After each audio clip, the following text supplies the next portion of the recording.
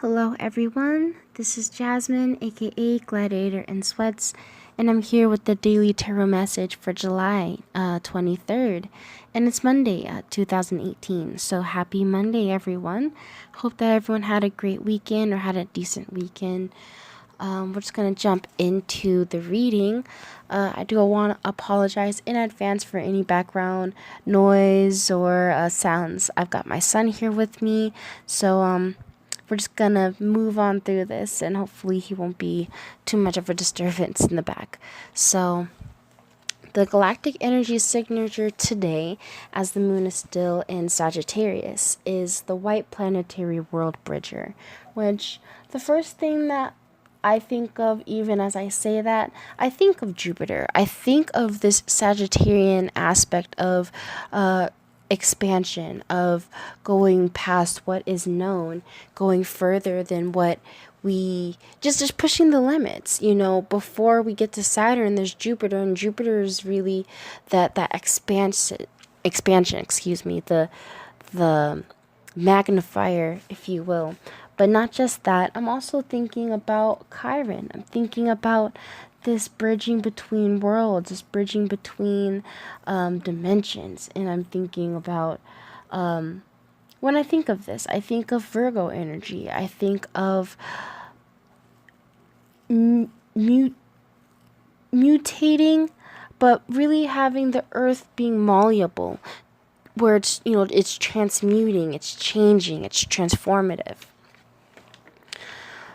More than that, I feel, or just reading some of the notes that I did write down about this, a manifestation of the astral in order to bring a completion of a cycle. So I feel the things that we've been mulling over, the thoughts that we have been having in regards to actions we want to take in circumstances and situations that we know we need to close, or cycles that we know are coming to a close at this time. And I feel like these fated events essentially are coming through to bring this completion to a close. I just feel like there's Virgo and Pluto energy heavily here, with this connection to the solar plexus chakra. When I think of this, though, and we talk about the solar plexus chakra and talk about that kind of being the bridge, the bridge between the heaven and the earth, or if you want to follow the chakra system, it's essentially the bridge between the higher and the lower chakras, or, well, really the heart is, but it's that bridge to the heart. And so I feel, again, there's this actualization of love here, of closings that need to take place in order for these new beginnings of love to manifest. There's a T-square going on between Venus and Neptune, with the moon as the apex. And so what I think is interesting is the fact that we do have Venus and Neptune in this slight opposition, where the things that we want, we're very imaginative. I feel that we're feeling, especially with Venus and Virgo, we're wanting to actualize what we love. We're wanting to really make practical and actually kind of detail what it is that we want. And so I feel like that's also this energy that is coming through of people, again, if just in summary, wanting to make the changes necessary in order to create the love and the life that they desire, the experience that they desire. When you think about Sagittarius, we're talking about the experience. So let's get into the cards. So just talking about this first and foremost, this center card, this King of Cups. The first thing that came to mind was the divine masculine, and maybe there's this getting in touch with their emotions and kind of stepping away from the logic or the intellectual mind to really get in touch with the more emotional and more what they would deem more irrational mindset. And I say specifically mindset, not just because we have a lot of these sword cards out on the field, but if we go here to the right with this Four of Swords, with the Five of Swords, I feel there's a lot of contemplation about how maybe the divine masculine energy has done those around them wrong, or the people that they care about wrong. This doesn't have to be like strictly like male. This is about the energy that is carried. So if this resonates with you, then take it. If it doesn't, then it doesn't. So just want to set that out as a disclaimer. The divine masculine energy does not have to be only held within a quote unquote male body, but I digress. So there is a lot of contemplation, I feel, and it's not just about contemplation, but there's a mulling over like exactly what has taken place.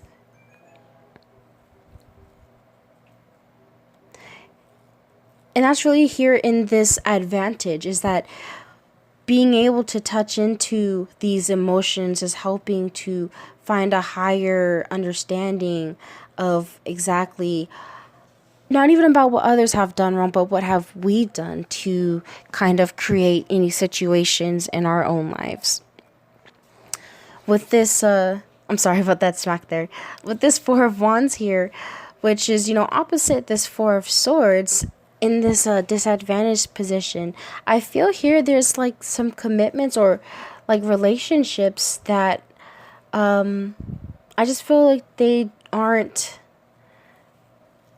lasting, or they're stubbornly lasting. And I only feel that because we have this four. It's the Four of Wands, and it's opposite this Four of Swords. And I feel like there's this mulling over of relationships with this Lover cards below this King of Cups as well. I feel like this is about maybe some romantic, connections. But this doesn't have to be romantic or sexual. This could just be, as I always say, could be relative to the internal and how things are going on inside. So in that context, this could be about really, again, pushing the more logical mind aside to welcome in these more emotional aspects and emotional messages, because there's messages that are received through these emotions about bonds or relationships that we probably, I feel static. Like, that's the word that comes to mind, is where it's not that the relationship isn't good or anything, but it's not going anywhere. And then we also have this Eight of Rods or Wands at the bottom of the deck too. And so I feel like this is that push to kind of get things going.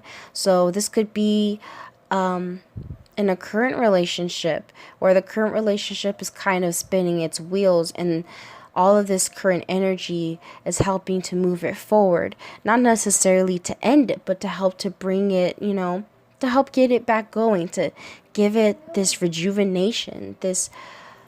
It could be like a sexual rejuvenation, but it doesn't have to be in that light.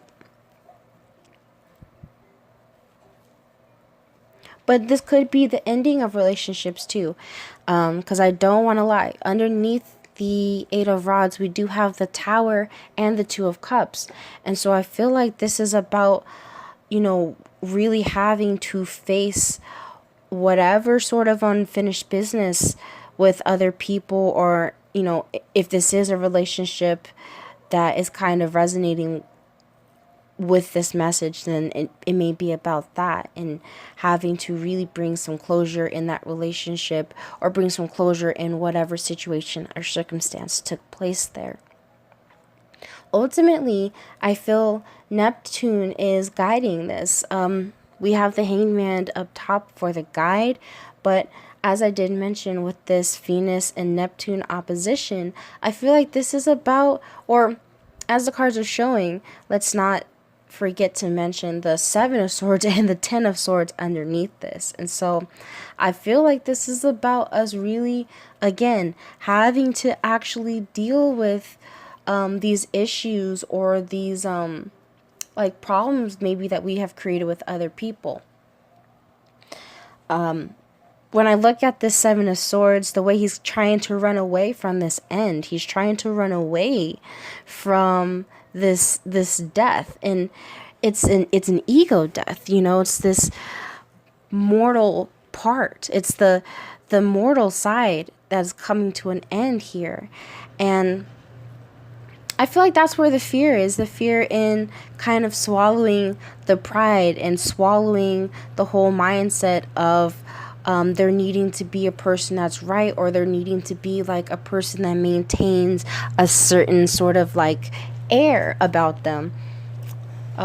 Which I think about when I see this Hanged Man, of like this gaseous air around someone, or even Neptune. It's very illusionary. It's very gaseous. It's able to change your perception. And so ultimately, I feel this is just about not being able to hold up those facades any longer. If maybe you've been caring about something and pretending that you haven't, like that facade doesn't get to run anymore.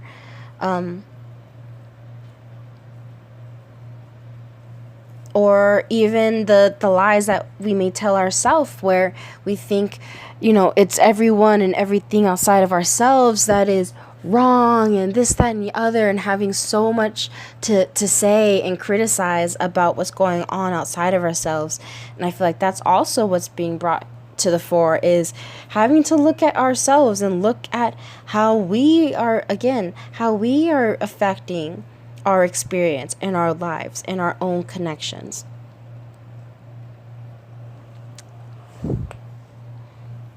Really having to spend time, not just spend time, but bring ourselves to awareness, centering ourselves. When I look at this Four of Swords, the way that this wood is underneath this resting character, getting back in touch with nature, getting back in touch with source.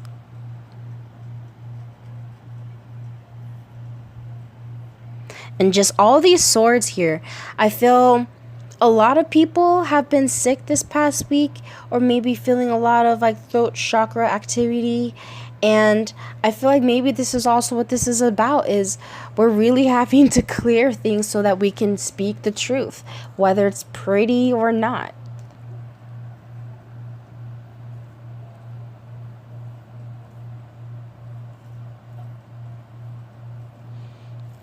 Yeah, the only way through this is through through surrender of the old, through surrender of what isn't actually true.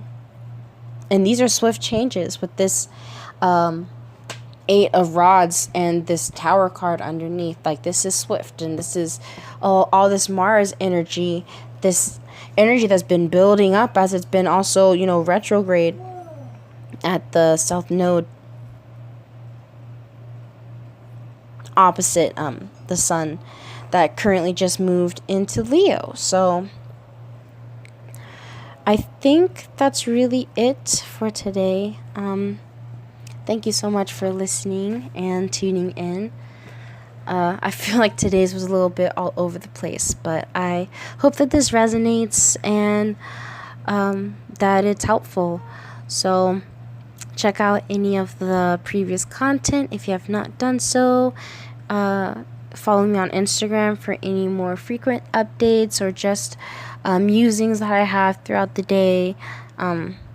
Pretty much just Instagram is where I'm at. So if you want to reach me, go follow me there. Any more info is in the description box. So other than that, I hope everyone has a great Monday. I send you all my love, and I wish you all many, many blessings. So until next time.